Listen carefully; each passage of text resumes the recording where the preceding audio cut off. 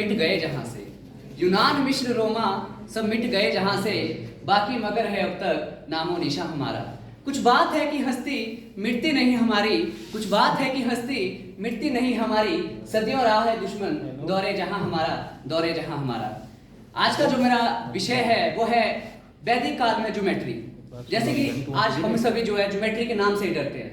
मैं भी अपनी बात करूं, सबसे ज्यादा डर मुझे ज्योमेट्री का लगता है।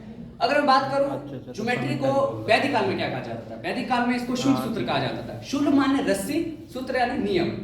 और प्राचीन काल में क्या होता कि रस्सी से ही नाप लिया जाता था।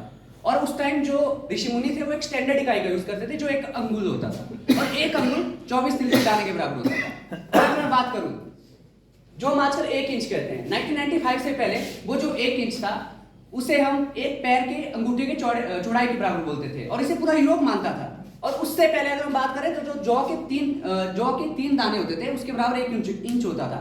इसका मतलब जो हमारा अंगुल जो था वो इकाई कितना स्टैंडर्ड था, क्योंकि जो हमारा तिल है उसकी लेंथ तो बराबर रहती है सभी तिलों की। तो इस तरीके से अगर हम और पीछे जाए, जैसे कि वैसे तो बहुत चीजें थी, वैसे अगर मैं कल्प शास्त्र में बात करूं, कल्प शास्त्र में यज्ञों के बारे में होता है। जैसे यज्ञ में क्या होता है, 3 प्रकार के यज्ञ कुंड होते थे, एक स्क्वायर, वृत्त और अर्धवृत्त। अब इनमें क्या होता था कि ये आकार में अलग है लेकिन इनकी जो एरिया था वो सेम था।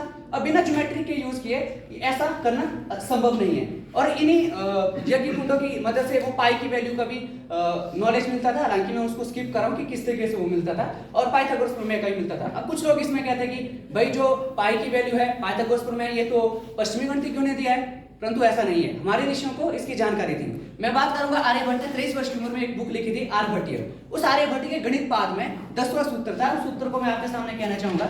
उस सूत्र श्लोक इस तरीके से था, चतुराधिकम शतमष्ट गुणम द्वाशिष तथा सहस्त्रनाणम अयुत द्वयस्य विश्वकम सियासनो वृत्त परिणाम। जिसका अर्थ है कि अगर हम 100 में +4 करें गुणा 8 करें प्लस 62,000 करें और इसको 20,000 से डिवाइड करें, 20,000 से डिवाइड करो, इसकी वैल्यू आ जाएगी 3.1416, और जो आधुनिक वैल्यू है 3.14159। इसका मतलब आर्यभट्ट ने 4 डेसिमल तक बिल्कुल करेक्ट वैल्यू दी थी। और यही नहीं, जो पाइथागोरस प्रमेय है उसका भी प्रमाण है सूत्र में, श्लोक में नहीं कहूंगा, ये आपको शुल्क सूत्र में मिलेगा जो कि दिया था महर्षि बौधायन ने। ठीक है, जिसका अर्थ क्या था, उस श्लोक का अर्थ था कि जो एक आयत का विकर्ण है वो जितना एरिया कवर करता है, जो उसकी लंबाई और चौड़ाई है वो बराबर करती है। मतलब कि जो लंबाई का स्क्वायर प्लस चौड़ाई का स्क्वायर है वो विकर्ण के स्क्वायर के इक्वल है, और यही हमारा पाइथागोरस का प्रमेय है। ठीक है, तो इसका मतलब क्या है, हमारे ऋषि मुनियों को पाइथागोरस से पहले ही पाइथागोरस प्रमेय के बारे में पता था, और इसीलिए हमें इसे पाइथागोरस प्रमेय ना कहकर इसे बौधायन पाइथागोरस प्रमेय कहना चाहिए।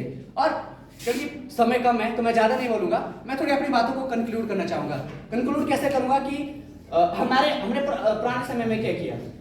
अच्छी बात है, हमें लिटरेचर का पता होना चाहिए, इससे क्या एक इनर मोटिवेशन आती है कि हमारे भारत में ऐसे ऐसे मैथमेटिशियन हुए हैं। परंतु एक बात का ध्यान रखना है कि हमने प्रेजेंट में जो किया वो किया, परंतु हम आज प्रेजेंट में क्या कर रहे हैं, पीछे के हमने वो किया, प्रेजेंट में क्या कर रहे हैं, और आज हम विश्व किस मुख किस तरीके से अपने आप को खड़ा कर रहे हैं वो ज्यादा इंपॉर्टेंट है। और मैं चाहूंगा कि आज हम सभी एक संकल्प लें कि भारत जो विश्व गुरु था, विश्व गुरु है और विश्व गुरु ही रहेगा। और इसी संकल्प के साथ मैं अपनी बारी को यहाँ पे विराम देना चाहूंगा। धन्यवाद। जय हिंद, जय भारत, जय माता।